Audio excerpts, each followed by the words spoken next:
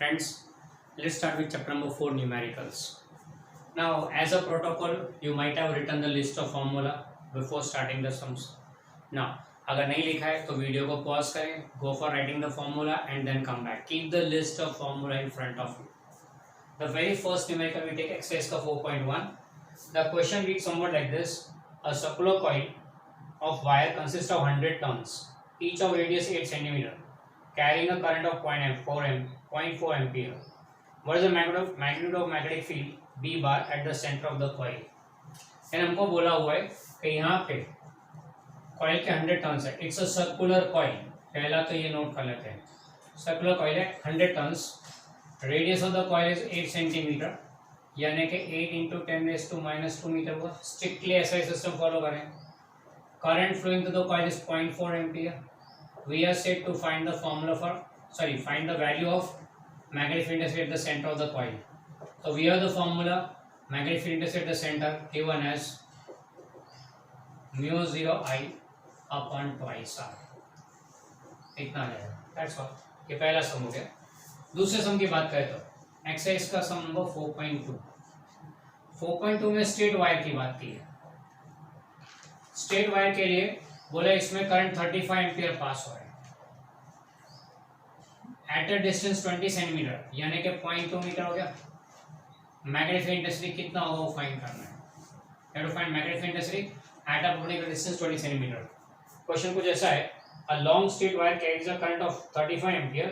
What is the magnet of magnetic field intensity B bar at point 20 centimetre from the wire. Wire से 20 centimetre दूर कितना magnetic field intensity होगा. तो ये straight wire का case है. आगे सर्कुलर कॉइल था. मैग्नेटिक फील्ड का फॉर्मूला इस केस में आता है μ0I अपॉन 2πr. फॉर्मूला इसके जैसे ये μ0I अपॉन 2r. कॉइल के लिए, स्ट्रेट वायर के लिए 2πr.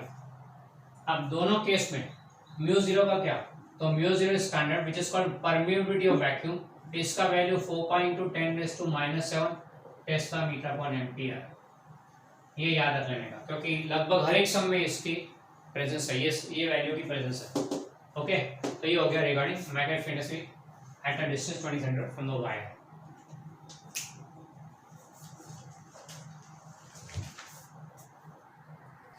Next we go for sum number 4.3.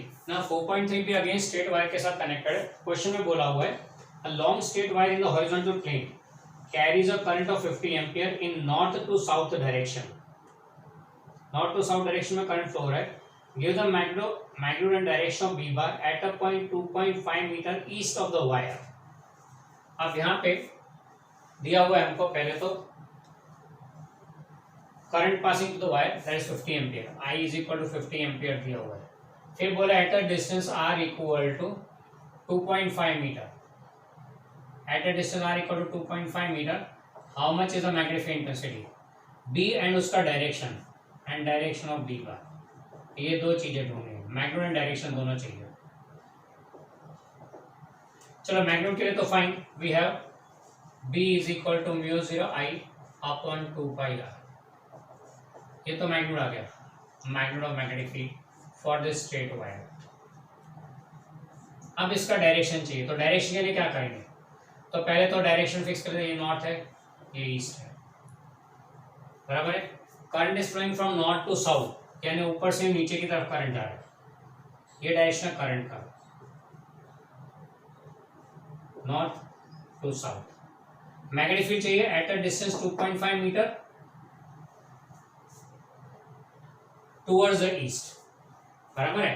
तो अगर यहां देखें तो पॉइंट P इस तरफ है, ईस्ट की तरफ, वायर से ईस्ट की तरफ, बराबर है. तो डायरेक्शन क्या होगा मैग्नेटिक फील्ड इंटेंसिटी का यहाँ पर. तो this is a straight wire. To find the direction we use the right hand thumb rule. Hold the wire in the right hand such that thumb is in the direction of current. ये हो गया thumb in the direction of current. तो fingers enveloping the wire gives the direction of magnetic field at that point. right hand thumb rule use करना है, तो यूं आएगा. तो अगर वायर से राइट साइड पे देखो तो, वायर से राइट साइड पे देखो तो फिंगर बाहर की तरफ आ रही है, क्योंकि यहाँ से अंदर जा रही है तो यहाँ से बाहर आ रही है. यानी डायरेक्शन कौन सा हो गया, perpendicularly emerging from the board. ये केस में perpendicularly emerging from the board, बराबर है. और हमको बोला ये हॉरिजॉन्टल वाला केस है, हॉरिजॉन्टल प्लेन वाला केस है. तो ये नॉर्थ साउथ का डायरेक्शन हम लोग इस प्लेन को हॉरिजॉन्टल लेके चलते हैं. जो हम लोग मैप में देखते हैं कि नॉर्थ ऊपर ने साउथ नीचे, एक्चुअली ऐसा नहीं है।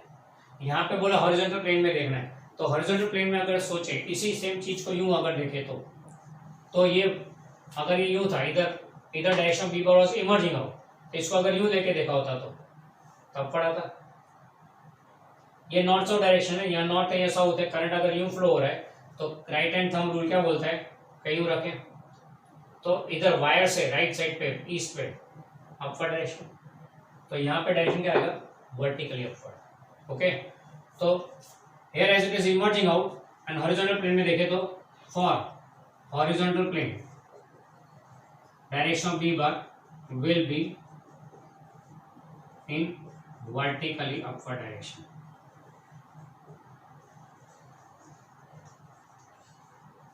Vertically upward. चलो फिर चलते हैं नेक्स्ट एक्सरसाइज का 4.4, उसमें भी फिर डायरेक्शन का ही पंगा है।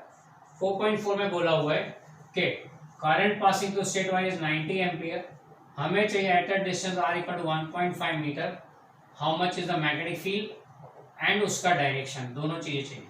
फिर से तो मैग्नेटिक फील्ड तो मिल जाएगी म्यू 0 I अपॉन 2πr से, this much metre sorry tesla. अब डायरेक्शन चाहिए, हमको बोले current is now flowing towards west, तो फिर वही direction indicator north east, current is flowing towards the west हिल जा रहा है। एंड हमको बोला हुआ है कि यहाँ पे मैग्नेटिक फील्ड इंटेंसिटी चाहिए। अच्छा फिर से क्वेश्चन पढ़ते हैं। A horizontal overhead power line carries a current of 90 ampere in east to west direction. What is the magnitude and direction of the magnetic field due to current 1.5 meter below the line? Below the line 1.5 meter में कौन सा direction होगा?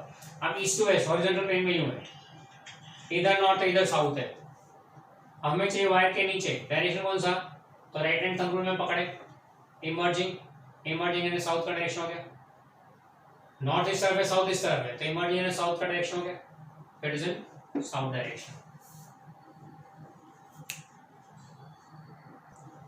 In previous two sums, to find the direction, you have to imagine the horizontal plane, use your right hand to get the directions, and then only you will be able to know. हाँ, horizontal plane में ही north south east west लेना है, खास याद रखना। We know that directions are in the horizontal plane upward and downward, 6 direction होती है, north south east west and upward and downward. Upward तो स्काई आता है, डाउनवर्ड में ग्राउंड आता है, north and south east and west all are in horizontal plane, वो ध्यान में रख के करना है। नॉट लाइक द मैप, कि मैप में ऊपर नॉर्थ है नीचे साउथ, तो कश्मीर हवा में एंड जमीन के अंदर कन्याकुमारी, ऐसा नहीं है। Okay, so be careful regarding the previous two sum 4.10 4.4। Now moving towards 4.5 and 4.6। 4.5 में क्वेश्चन कुछ ऐसा बोल रहा है कि what is the magnetic force per unit length on a wire carrying a current of 8 ampere making an angle 30 degree with the direction of uniform magnetic field 0.15 Tesla. Current flow हो रहा है 8 ampere, फिर magnetic field intensity दी हुई है 0.15 tesla and wire is at an angle 30 degree, wire is at an angle 30 degree with the magnetic field. हमको बोलेगा obtain the force point length. Now for a current carrying wire in a uniform magnetic field, formula for force F equal to ILB sin theta, तो F by L क्या होगा, IB sin theta, सब कुछ दिया हुआ है, this much force point length Newton पर metre. Similarly exercise का 4.6 में बोला हुआ है और 3 cm wire carrying a current of 10 ampere is placed inside a solenoid perpendicular to its axis. The magnetic field inside the solenoid is given to be 0.27 Tesla. What is the magnetic force on the wire? आपको दिया हुआ है length of the wire, length of the wire 3 centimetre है, यानी कि 3 × 10⁻² metre. फिर दिया हुआ है आपको current 10 ampere, I is equal to 10 ampere, magnetic field intensity की वैल्यू दी है 0.27 tesla. Further you are given that magnet at an angle 90 degree है, बोले फोर्स ढूंढो, तो फोर्स का फॉर्मूला ILB sin थीटा, सब कुछ दिया हुआ है, हो गया खत्म, ये 4.6 हो गया। ओके, नेक्स्ट एक्सरसाइज का 4.7 read somewhat like this. Two long and parallel straight wires A and B carrying currents of 8 ampere and 5 ampere. दो वायर है, एक में करंट 8 एम्पियर फ्लो हो रहा है, दूसरे में 5 एम्पियर फ्लो हो रहा है। फिर हमको बोला हुआ है कि in the same currents are in same direction are separated by distance of 4 centimetre. दोनों के बीच का डिस्टेंस यानी परपेंडिकुलर डिस्टेंस y आपको दिया, सॉरी r बोल देते हैं, परपेंडिकुलर डिस्टेंस r दिया हुआ आपको 4 सेंटीमीटर यानी कि 4 into 10⁻⁻² metre and length equal to section of length 3.5 centimetre, sorry 10 centimetre length यानी कि 10⁻⁻1 metre. How much is the force acting? ये between two mutually parallel wires है, तो formula for force between two mutually parallel wires μ0 I1 I2 L upon 2πr। ये formula हमने देखा था, this much newton. And ये फोर्स कैसा होगा? As both the currents are in same direction it's an attractive force. ये दोनों के बीच में अट्रैक्टिव फोर्स आएगा। अगर ये ऑपोजिट डायरेक्शन होता तो रिपल्सिव फोर्स होता। क्लियर? ये हो गया 4.7। Next we go for 4.8। अब 4.8 में क्वेश्चन देख लेते हैं क्या दिया हुआ है आपको। आपको दिया हुआ है क्वेश्चन में a closely wound solenoid 80 centimetre long has 5 layers of windings of 400 turns each. यानी आपको दिया है नंबर ऑफ टर्न्स 500 टर्न्स है ऐसे, सॉरी 400 टर्न्स है ऐसे 5 लेयर्स दिए, तो टोटल कितने हो गए? एक लेयर में 400 टर्न्स ऐसे 5 लेयर दिए तो 200 हो गए। फिर दिया हुआ है length of the solenoid is 80 centimetre यानी कि 0.8 मीटर हो गया। फिर आपको दिया diameter of the solenoid is 1.8 centimetre. Further you are given that the diameter of solenoid is 1.8 centimetre यानी कि 1.8 इंटू 10⁻⁻² मीटर हो गया। फिर दिया आपको कि if the current carried is 8 ampere estimate the magnet of B bar inside the solenoid near its centre. अगर current 0.8 ampere flow हो रहा है, सॉरी 8 एम्पियर फ्लो हो रहा है,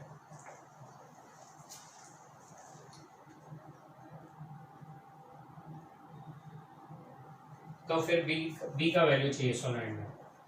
ना फॉर अ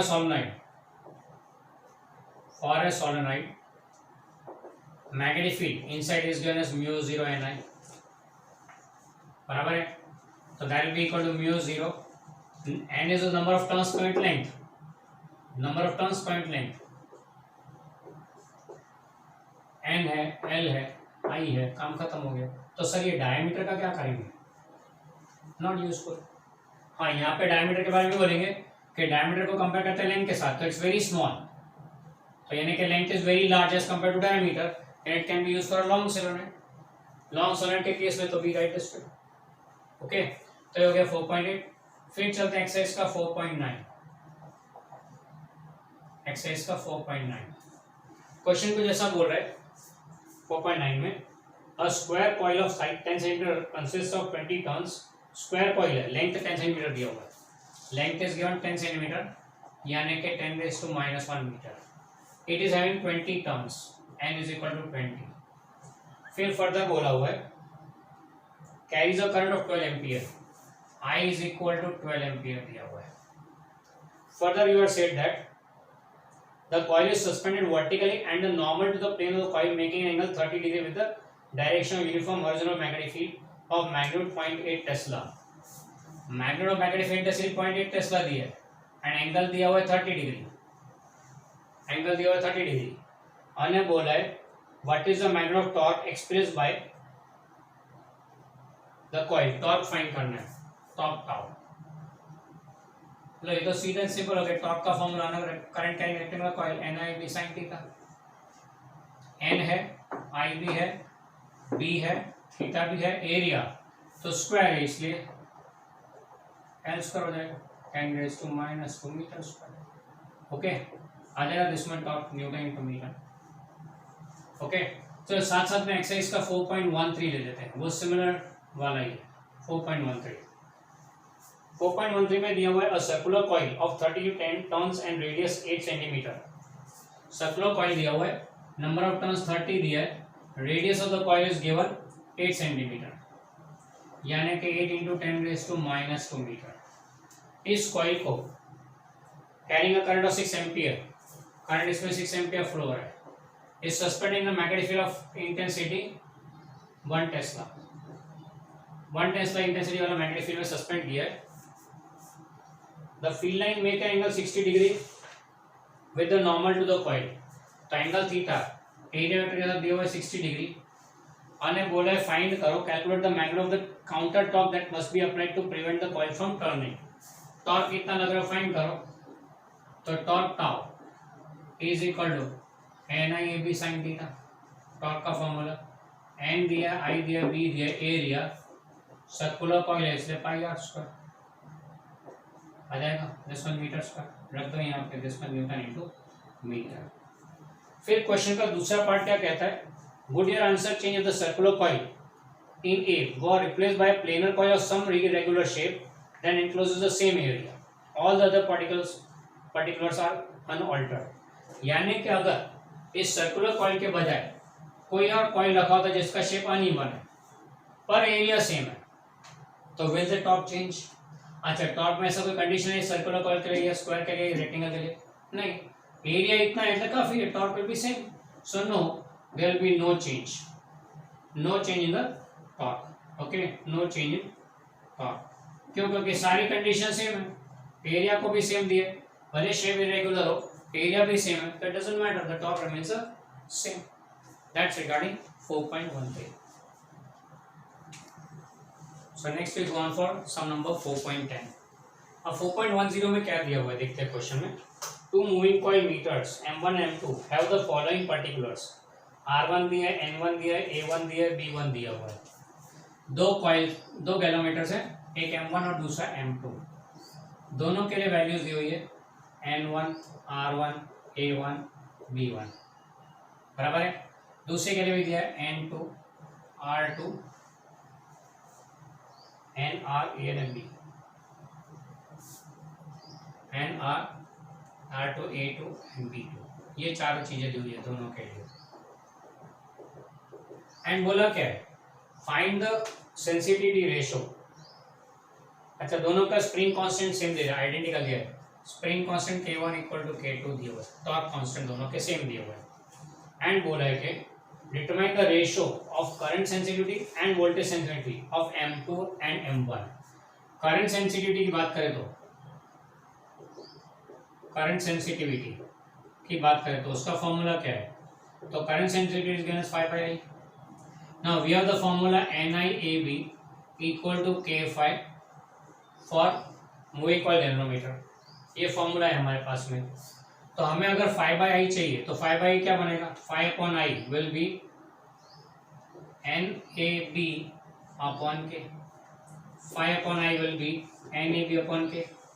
तो हमें चाहिए current sensitivity 5/I for 2 upon current sensitivity 5/I by 1, 2/1 बोला हुआ है, M2/M1। तो हो जाएगा N2 A2 B2 upon K2 and ये divide by N1 A1 P1 and K1 K2 तो सेम है, उड़ गया, बाकी सारी वैल्यूज NAB है, NAB है, हो जाएगा।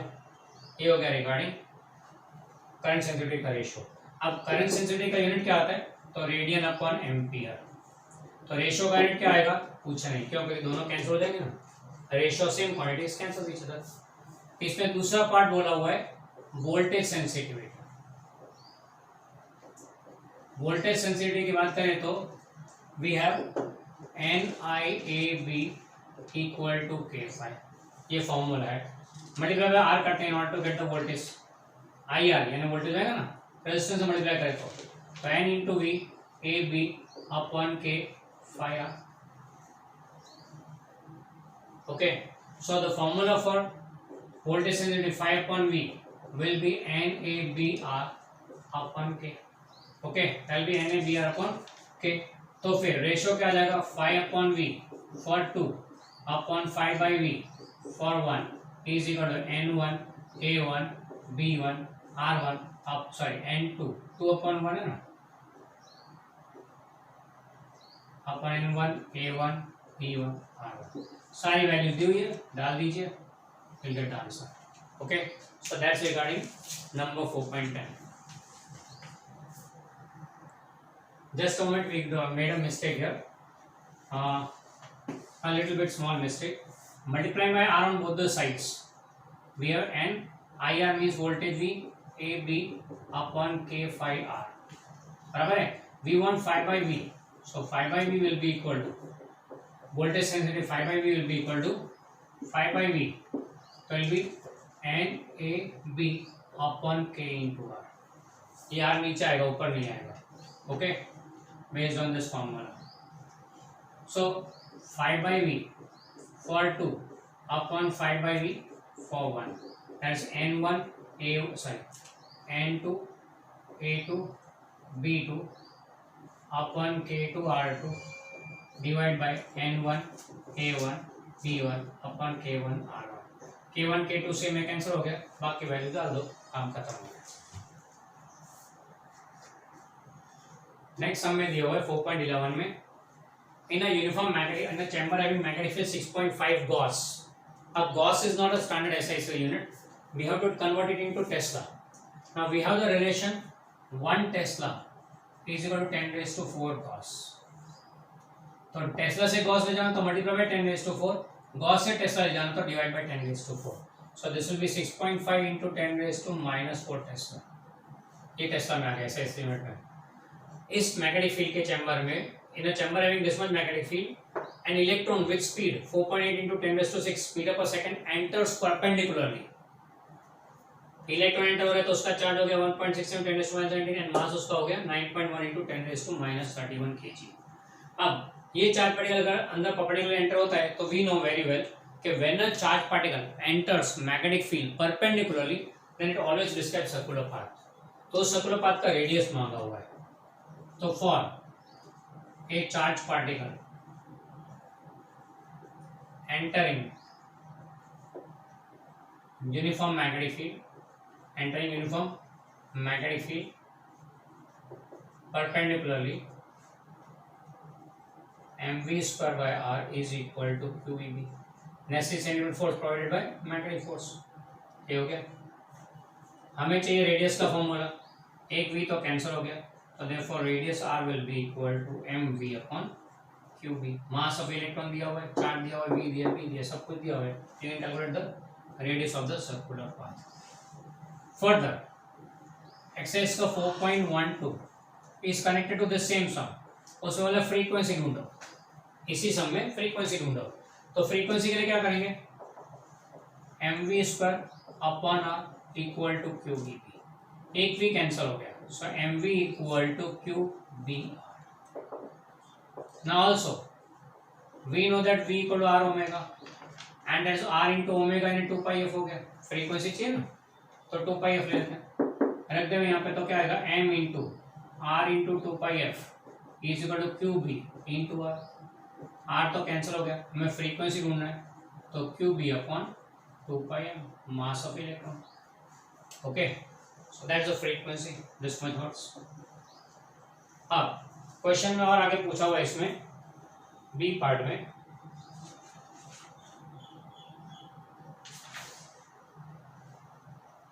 does the answer depend on the speed of the electron. क्या ये फ्रीक्वेंसी स्पीड पर डिपेंड करती है? फॉर्मूला में स्पीड है ही नहीं, तो speed of electron does not matter. Okay, so it remains the same. So therefore we can say that frequency does not depend on speed of electron. Okay, it doesn't depend on speed of electron. Clear? ये हो गया sum number 4.12. And here we complete the sums of exercises. Let's take few illustrations which are similar to these sums. उससे सबसे पहले चलते हैं illustration number 4.7 which is available on the page number 147. In this illustration 4.7, you are said that there is a coil having 100 turns, circular coil having 100 turns, radius of the coil is 10 centimeter, यानी कि 10 raised to minus 1 metre हो गया. Current pass हो रहा है उसमें 1 ampere and हमको find करना magnetic field intensity at the centre of this coil. Now for a circular coil magnetic field intensity at the centre is given as mu 0 I upon twice r. Single turn हो गया तो n turns हो तो current को ni लेना है, that's all, this much some new. फिर चलते हैं इलस्ट्रेशन नंबर 4.11। 4.11 में दिया हुआ again circular coil with number of turns equal to 100। उसमें दिया हुआ करंट फ्लो हो रहा है 3.2 ampere. You are said that the radius of coil is 10 centimetre, यानी कि 10⁻⁻⁻1 मीटर हो गया। हमको बोला है फाइंड करो मैग्नेटिक, तो सेम टू सेम हो गया। Intercept the center will be B at center will be equal to mu 0 n turns ni upon twice r। अगर 1 टर्न होता तो खाली n नहीं लिखते, 1 ही रहता, या n को 1 लिख देते, तो ये हो गया magnetic intercept the centre T, इसमें टेस्ला। इसमें दूसरा पूछा है मैग्नेटिक मोमेंट ढूंढो इस सर्कुलर कॉइल का, मैग्नेटिक मोमेंट। ना magnetic moment m is given as I into a current into area of the coil, पर यहाँ पे n टर्न्स है, ऐसा करंट n टाइम्स हो जाएगा तो n i लिखेंगे, तो this will be n i into area of the coil I r square, और the value this much ampere into metre square. ये हो गया magnetic moment of the circular coil. ये दोनों सर्कुलर कॉइल पे based. फिर एक लेते हैं इलस्ट्रेशन नंबर 4.9। इलस्ट्रेशन 4.9 में आपको दिया हुआ एक सोलेनोइड की बात की हुई है। सोलेनोइड के लिए लेंथ दिया हुआ है 0.5 मीटर, रेडियस दिया हुआ है 1 सेंटीमीटर, यानी कि 10⁻⁻2 मीटर। फिर you are said that number of turns of this solenoid is 500, current passing is 5 ampere, तो मैग्नेटिक फील्ड इंटेंसिटी ढूंढना है in the centre of the solenoid, axis पे फाइंड करना है। तो magnetic field intensity for solenoid, for a solenoid the formula for magnetic field intensity B is mu 0 छोटा n i। Now छोटा n यानी क्या है, नंबर ऑफ टर्न्स पर लेंथ n by l, तो mu 0 n i upon l, सारी values दी हुई है, दिस मच टेस्ला। तो ये रेडियस का क्या याद है ना, आगे एक्सिस के सम में भी डायमीटर दिया था एक्स्ट्रा, यह रेडियस दिया हुआ है। सोलेनोइड में रेडियस या diameter of the solenoid is not involve in finding the in generating the magnetic field, okay, no contribution of it. Next we go on for illustration number 4.10 given on page number 156.